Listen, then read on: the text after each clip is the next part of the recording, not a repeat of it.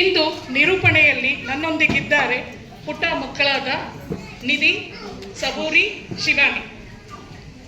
Hello all, it gives me an immense pleasure to welcome you all for the 891st birth anniversary of Lord Basaveshwara. Basava Jayanti is a celebration in the honor of Mahatma Basaveshwara, who was the former famous philosopher, statesman, social reformer and the saint of Shaivism Bhakti movement during the 12th century. It was observed on the 3rd of the bright half of Shukla Paksha during the month of Vaishakha. ನನ್ನ ಹೆಸರು ಶಿವಾನಿ. ನಾನು year 6ನಲ್ಲಿ ಓದಾಕತ್ತೀನಿ.